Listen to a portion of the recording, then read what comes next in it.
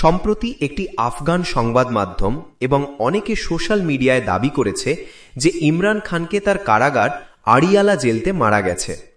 একই সঙ্গে তার পরিবারের সঙ্গে কারাগারে যোগাযোগ বন্ধ এবং তার বোনদের কারাগারে দেখা দিতে না দেওয়ার অভিযোগ ছিল। তার ৩ বোন নরিন নিয়াজি, আলিমা খান এবং ডক্টর উজমা খান এবং কিছু সমর্থক সম্প্রতি কারাগারের বাইরে সভার চেষ্টা করেছিলেন। তারা দাবি করেছেন পুলিশের হাতে নির্দস্তভাবে হামলা হয়েছে। বোনদের মতে, আমরা শান্তিপূর্ণভাবে অবস্থান ছিলাম, কোনো আইন ভাঙিনি, তারপরই পুলিশ অন্ধকার ঘোরানোর পর হামলা চালায়। ৭১ বছর বয়সী নরিন বুকে চুল ধরে টেনে মাটিতে ফেলা হয়েছিল, সাথে জনসমক্ষে মর্যাদা হানিপূর্ণ আচরণ। এই ঘটনায় অত্যন্ত গম্ভীর পরিস্থিতি তৈরি হয়েছে। হাজারো সমর্থক কারাগারের বাইরে জড়ো হয়েছে এবং পুলিশের বিরুদ্ধে ন্যায়িক তদন্ত এবং দায়িত্ব প্রার্থনার দাবি উঠেছে। কি বলছে অফিসিয়াল বা নির্ভরযোগ্য সূত্র? যতটা পাওয়া যাচ্ছে, এখন পর্যন্ত কোনো স্বাধীন বা সরকারি সোর্স যেমন কারা কর্তৃপক্ষ, হাসপাতাল, আদালত বা নিরপেক্ষ সংবাদ মাধ্যম ইমরান খান মারা গেছেন এমন কোনো নিশ্চিত প্রমাণ বা ঘোষণা দেয়নি। পাকিস্তান তেহরিক-ই-ইনসাফ এবং তার পরিবারের পক্ষ থেকে দাবি করা হচ্ছে, গত কয়েক সপ্তাহ ধরেই পরিবার কারাগারে যাওয়ার অনুমতি পাচ্ছে না। তাই সঙ্গে পরিবার এবং পিটিআই আগেই বলেছে যে খানকে অস্বাভাবিকভাবে কণ্ঠ নিষেধ, বৈধ সাক্ষাৎকার ও আইনজীবীর সঙ্গে দেখা থেকে বিরত রাখা হচ্ছে।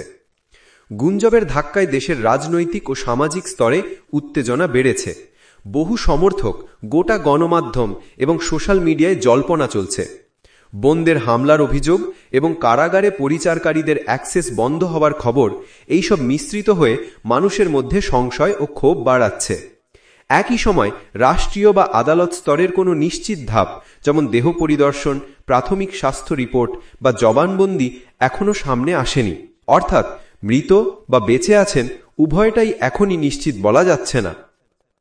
ইমরান খান এবং তার পার্টি বহু সময় ধরেই দাবি করে আসছেন যে তিনি কারাগারে কঠোর নিরুৎসাহ, একাকিত্ব ও মানবাধিকারহীন পরিবেশে রাখা হচ্ছে।